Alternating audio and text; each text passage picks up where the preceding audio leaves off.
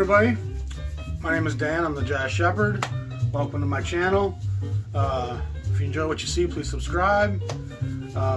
Today we're on to part 13 on our series on the jazz labels 1955-56. We've covered New York, we've covered Chicago, and now we're heading onto the West Coast. Today we're going to cover Contemporary. Contemporary is a great little label. They have a pretty extensive 10-inch catalog from the early 50s. And a lot of that sneaks into the 12-inch series, the 3500 series. 7000 series was a stereo version of the same thing, of the 3500. So what we want to focus on here today is the early era of Contemporary, the late 50s essentially. It's West Coast jazz. And so right off the bat, there's going to be some pretty different colors and tones and expressions happening here. The black population on the West Coast was fairly minimal in the early 50s, the mid 50s. It's expanding and growing. There are black players out there, and they do play some pretty fierce stuff.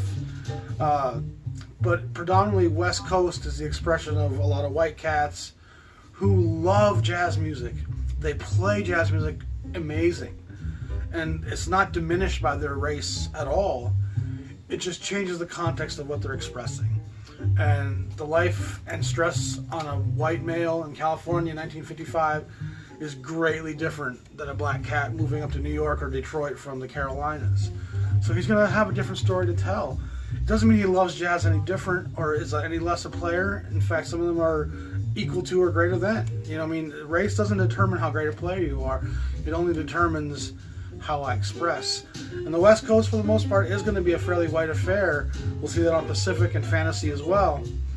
Fantasy brings in a little bit more of the Latino West Coast side, which is kind of interesting. It's founded in like late 40s, early 50s by Lester Koenig, who I'm guessing is also a Jew. I'm not positive on that. In 1956, they brought in Roy Dunan from Capitol Records to help produce and make the sound that became known as the Contemporary sound, that clean, crisp sound.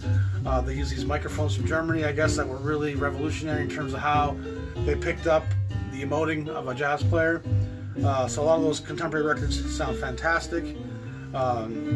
Contemporary, to me, I first was exposed to really through the OJC series, which has issued Prestige and Riverside. But the Fantasy and the Contemporary all seem to be really important parts of that OJC catalog.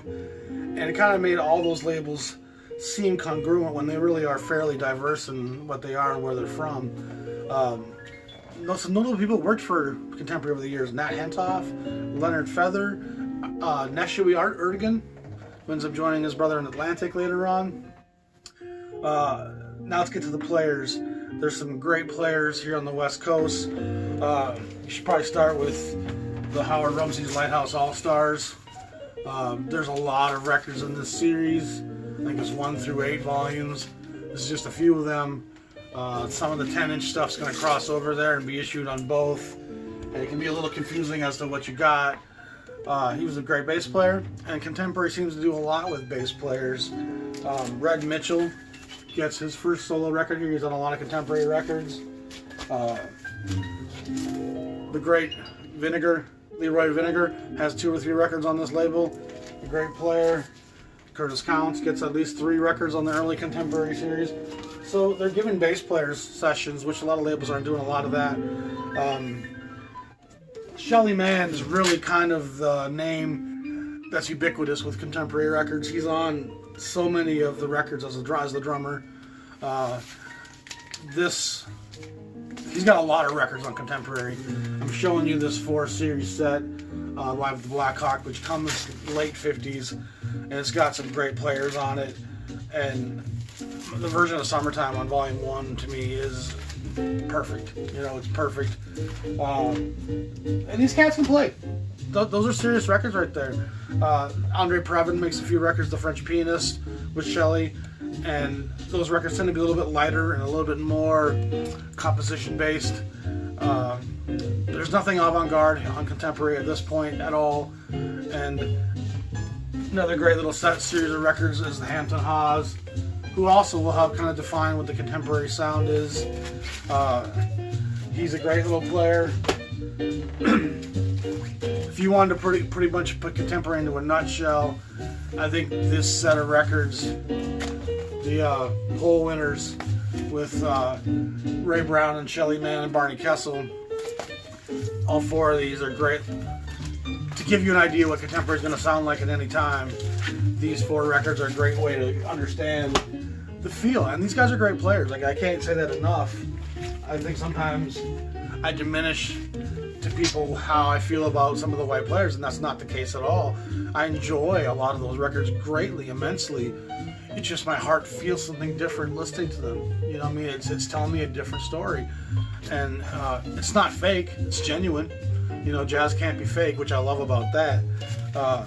We mentioned earlier with the Poll Winners, Barney Kessel, fantastic guitar player, plays on a lot of great things like Julie London's Cry Me a River. He has probably 10 records on contemporary. Here's 4 of them. You'll see a lot of the other ones scrolling by. I have most of the first 50 or 60 or so contemporary, then it starts to thin out after that. You'll find with most of these labels, I have the early discographies in the late 50s, mid 50s, really kind of filled out to really get the feel for where this label started. And then as it gets into the 60s, it starts to thin out with how much of the discography I have. But these early 50s discographies are pretty extensive. I have a lot of them, so I have a pretty good understanding what the label was doing. They aren't really doing hard bop in the Blue Note sense, you know. They're certainly not being experimental. It's not a lot of composition. It's a lot of music standards that just really swings hard, but it has just there's not the intensity of what's happening in the East Coast. It's just a different climate, a different culture. It's sunny outside. It's 78, you know. I'm a white cat. I'm gonna go put the top down on my Mustang and roll down the California highway. It just feels different. And I don't think you can listen to it and not tell me it doesn't feel different. I think you can close your eyes, just listen with your ears and look with your ears, and feel how different West Coast contemporary and fantasy and Pacific feels from some of that grimy Blue Note, some of that grimy Prestige, some of those darker Riverside, even the Argo Emersy stuff.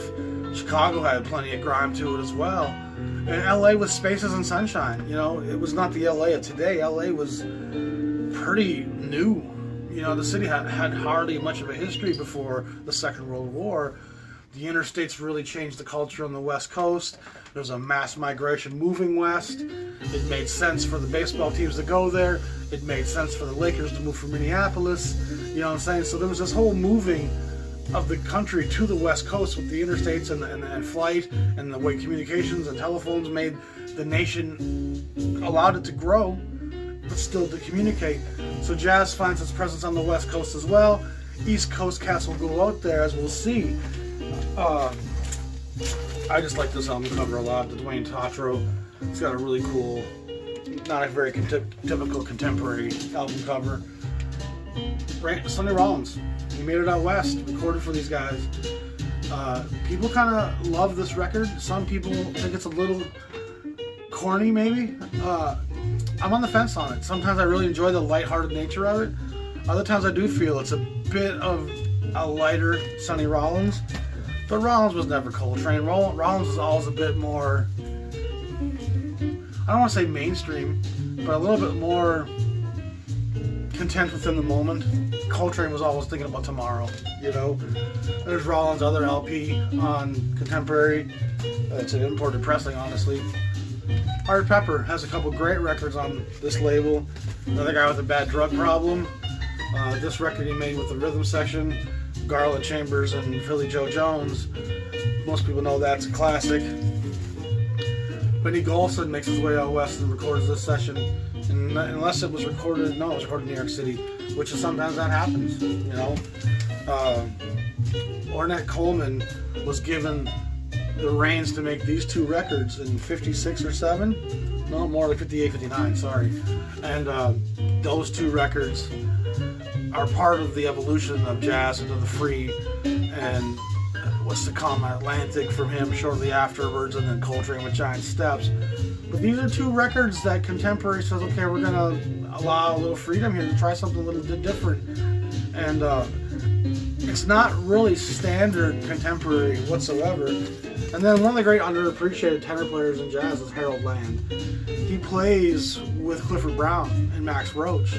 He plays on the West Coast a number of sessions. He has a couple sessions on Jazzland, Riverside, a couple of things on Atlantic with Red Mitchell. I think Harold Land's a great player. He's got a lot of tone, a lot of joy. You know, I think Harold Land is one of the true unheralded tenors from this era. So all in all, Contemporary is a great record. The prices on these records aren't going to ever be Blue Note catastrophic. It's hard for you to pay more than $80 for a Contemporary. For the most part, you can find them in stores for 15, 25, $30. They seem to have gotten a fairly wide distribution because you do see them around the country, but they did stay in print for quite a while. Contemporary kind of mid-60s almost goes into disuse, and then there's a few sporadic things in the 70s, and then the Fantasy and OJC kind of reused the whole name and label, of course, in the 80s and 90s. But when you see old Contemporary, especially those old yellow labels, grab them up, buy them up. They're always good. Like I said with the Yargo stuff, even if you don't know the guy, these cats can play. They wouldn't have gotten tape to burn otherwise. So check them out, dig them. I'm going to cover Pacific Records next week, which I think is a little bit darker than Contemporary. They have the somber tones of Chet Baker and Mulligan with his baritone. So we're going to dig into that next week. Hope you have a great week. Subscribe to the channel. I'm the Jazz Shepherd. Peace.